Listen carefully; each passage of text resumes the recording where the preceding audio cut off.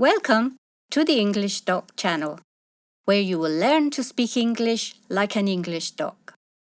Let's look at a typical extract from a medical journal. I'll read the extract. You can read along or come back and read it aloud at the end of the video. The increase of measles in the United States mirrors patterns elsewhere. Several other countries that had eliminated measles are now seeing resurgences. Measles is a highly contagious illness. Each person with measles may go on to infect 9 to 18 others in a susceptible population. This disease is characterized by fever, malaise, conjunctivitis, a cough, and a rash. Even today, it remains a leading cause of vaccine-preventable illness and death worldwide, claiming more than 100,000 lives each year. Now let's take a closer look. The increase of measles in the United States mirrors patterns elsewhere. Measles is the most commonly used name for the disease, but it is also known as rubeola. A sudden rise in the incidence of a disease is called an outbreak. This is usually an infectious disease, so you could say there has been an outbreak of measles. Notice the verb to mirror. This means to have the same features, to copy or reflect. A pattern is a particular way in which something happens. You could say the disease follows a distinctive pattern. Elsewhere means in other places. So this means that the increase in the US is the same as what is happening in other places. Several other countries that had eliminated measles are now seeing resurgences. Measles is a highly contagious illness. Several doesn't mean many, it means fewer than many. It's plusieurs in French, alcuni in Italian, and varios in Spanish. Notice the use of now between the are and seeing of the present continuous, giving more emphasis. Resurgence comes from the verb resurge. The prefix re means again, so a resurgence means an increase after a period of little activity. Measles is a highly contagious disease. The meaning of the adverb highly here is extremely.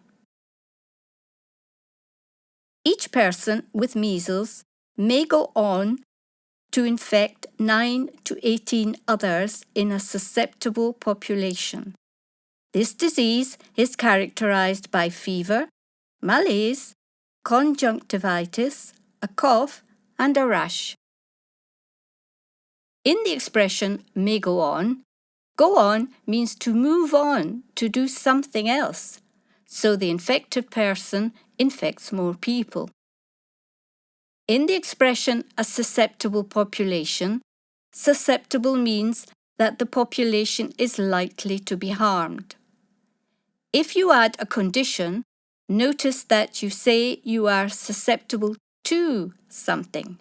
You could say some children are very susceptible to colds.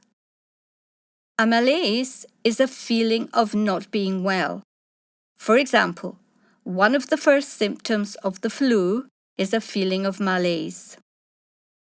A rash causes the skin to be itchy, which means you want to scratch. It is also red and irritated. Even today, it remains a leading cause of vaccine-preventable illness and death worldwide, claiming more than 100,000 lives each year. Notice the use of the verbal adjective leading in the expression a leading cause. It means the main cause. Notice the hyphenated adjective, vaccine preventable, in front of illness and death. Preventive is another adjective, used in expressions such as preventive medicine. Prevention is the noun, as in prevention is better than cure. Claiming more than means taking more than, causing death. Notice the number 100,000, which has 5 zeros, and don't confuse it with 1,000, which has 3 zeros. Now let's test your memory. Answer the following questions orally. Is the increase in measles in the United States different from other countries? No, it mirrors the same patterns. What are countries that had eliminated measles now seeing? They are now seeing resurgences. Measles is a non-communicable disease. True or false? It's false.